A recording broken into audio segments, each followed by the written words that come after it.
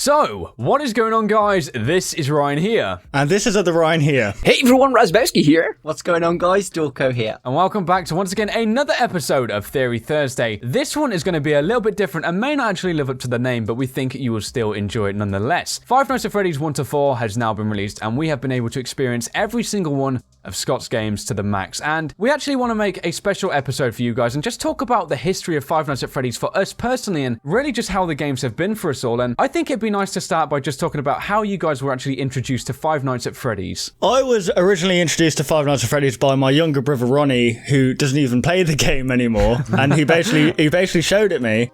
I thought, like, at first, obviously the gameplay is, like, absolutely horrific and it scared the absolute balls off of me. But, it's, I don't know, then I started, like, searching it up because I was trying to beat one of the nights, and I started coming across the lore of the game and the theories. And I was like, does this game really have that much depth? And when I started looking into it, I was like, oh my god, this is incredible. And that's how I was introduced. Like, I saw loads of people talking about it on Twitter. Like, a butt ton of people were just like, Five Nights at Freddy's this, Five Nights at Freddy's that. I was like, what the hell is this? It sounds like some kind of child's weird tea party kind of thing. Five Nights at Freddy's, we'll go have a picnic, all that kind of thing. Then I found out it was a horror game because I think somebody like Markiplier playing it. So I watched that video, and then I was like, holy ass, this looks like a good game. It looks scary, and I'm a big Freddy cat, a big puss cat, and I just don't like horror stuff in general. But I started playing, and I was like, I need to record this. I need to record this for my channel, and it took off, and I absolutely loved it. That first Bonnie jump scare just it made. Oh, it's just, you just can't, I just can't forget that first jump scare. It was absolutely incredible, and just the love of it just spawned from there. And it wasn't until I completed the game that I actually started to look into the background of it and into the lore and stuff as well, just before I think Five Nights at Freddy's 2 came out.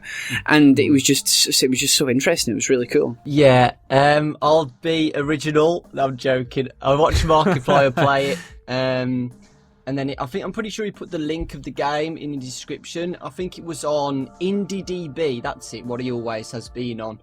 And then I watched the trailer. I thought, oh my god, this is awesome. Because I didn't do YouTube then. I was just a Twitch streamer. Yeah. So I got it on, I think it's called Dashura, and that's it. Yeah, that's what I got it on. Yeah, I streamed it, and then that was it. I thought it was just the game, and then Game Theory made a video, and it was like, oh god, okay.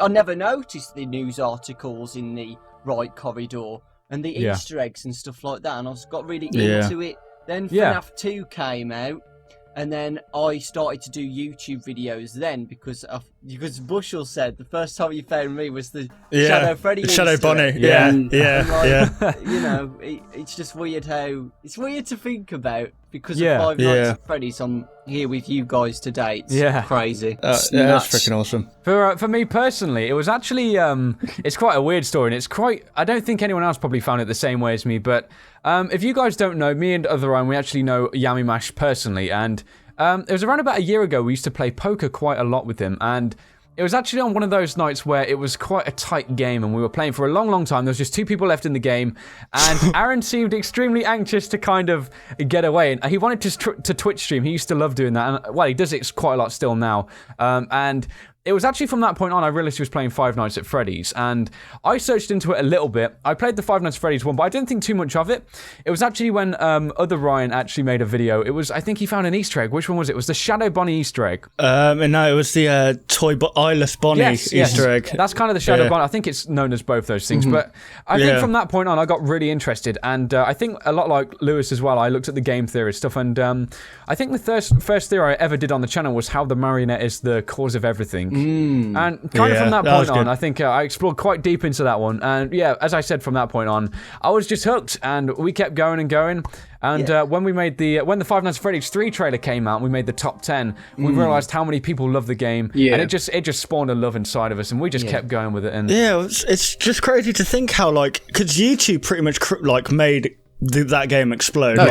Me and you, obviously, the first person we know to play it was Aaron. Yami Mash, who's the first big YouTuber we know to play it. And then, obviously, Markiplier knows Yummy Mash, so Markiplier played the game as well. Went through the game, grapevine, really, didn't it? And then exactly, it exploded. And then I think it was the game theorist who summoned the lore behind the game. It was Markiplier who kind of uplifted the game, and Matt who lifted up the theory side to it, and kind of inspired us all, I guess, to have a look and go Easter egg hunting. It was freaking awesome. Yeah, I want to know actually what was you, because Ryan's just said that the marionette was his first theory video. What was your two's? Mine was when the now he has to think. when the puppet was announced. Like, do you remember that? Remember that teaser image? So I remember that. Yeah, I did a speculation video on who this guy might be. Mm-hmm. Okay, I can't remember if it was true or not. Probably complete bull. But see, I didn't actually go on Scott Games back then, so because I didn't know it existed. Mm-hmm. I didn't know it was a massive thing behind it. Like, you look back now, and there's loads of YouTubers like doing what we done, like exploding with excitement. That there's another teaser, but I think the first theory I done, oh god, what was it? I think it was that the purple it was a kind of ridiculous one. The purple car actually ran over the kid, and it was him who had his frontal lobe bit off. and because of that he went crazy and killed 5 children. Okay. It's got some depth to it. Yeah, you look back at those theories as well, and you can kind of laugh at them, but at the same time they're great to watch back again, because it kind of shows where everything began for you, really, wasn't it? And the progression in the storyline as well, because back at that point we only had 2 games to go off of. We've got 3 now, so we're like, oh, that's stupid, but it's only because Scott's filled in. Raz, it came out a few weeks ago. What? Five Nights at Freddy's 4's out? Yeah. Sorry, lads, I've got to go make some videos.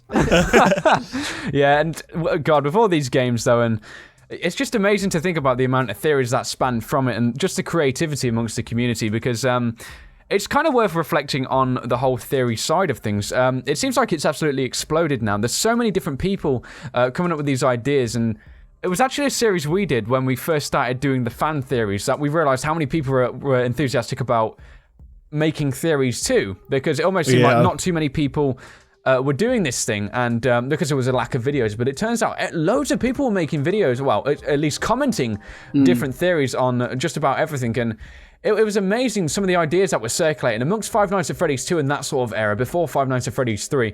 I think that was probably the most speculative time for the game series as a whole.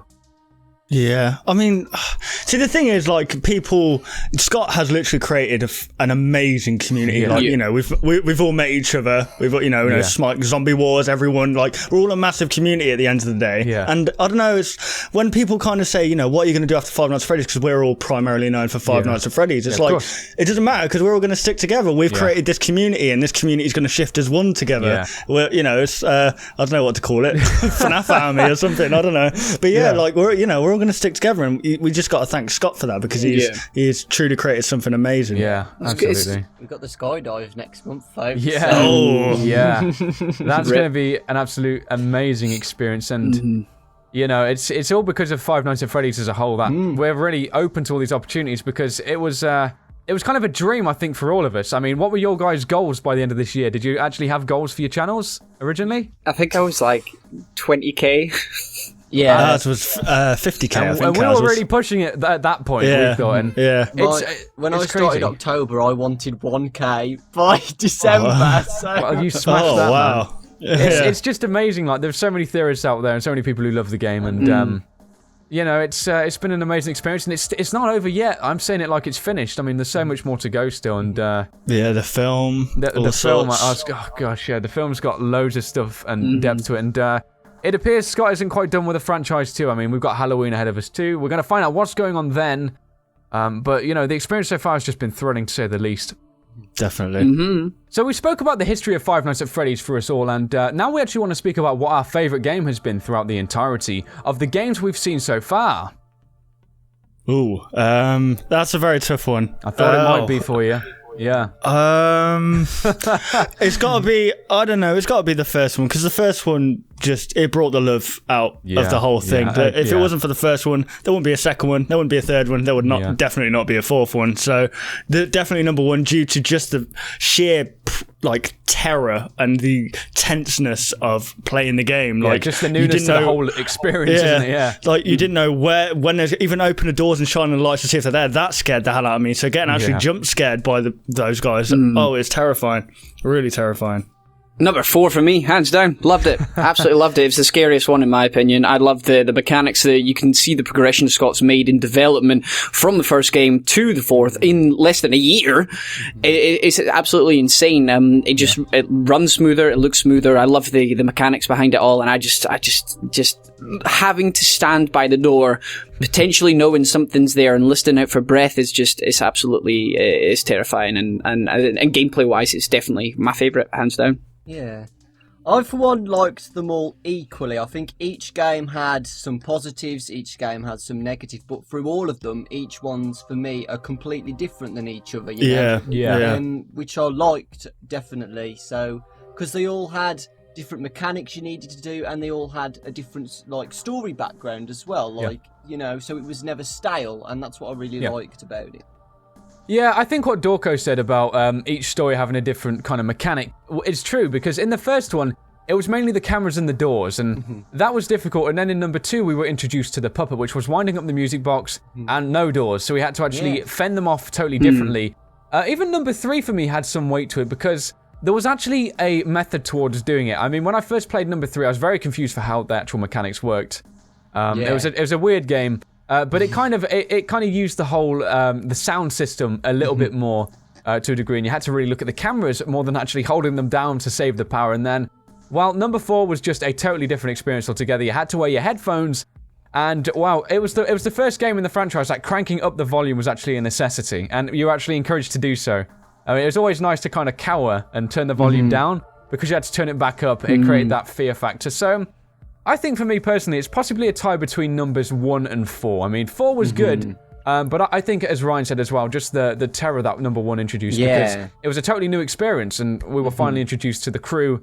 It was an amazing experience, and you know, it kind of spanned everything else which just came from there, and the reason why we're also doing this now. Yeah, pretty much, definitely. The second game was best for lore, though, like hands down, for backstory and everything. The second one was just like a gold mine of juicy story. The puppet literally just made everything a story, didn't he? It was such an interesting character. The lack of detail. It's been an amazing experience, and it's not finished yet. No. Yeah, I've just thought as well, number 2, for the storyline, it's the first time we met Purple Man as well, you know. The first time we actually had the backstory, like the mini games and stuff. Yes, to really build on the story, yeah. So there we have it, guys. Hopefully you did enjoy this discussion, looking at the history for us personally of Five Nights at Freddy's. We do hope you did enjoy this episode, and if you did, be sure to comment down below any of your thoughts on what we discussed, and also comment your history of Five Nights at Freddy's down below. Yeah, and if you guys did enjoy this video, why not leave a like rating down below, and if you're new to any of our channels, why not subscribe for more interesting videos like this, and also some gameplays. So thank you very much for watching the video, guys. We really hope you did enjoy, and we'll, of course, see you on the next one on all of our channels. Bye.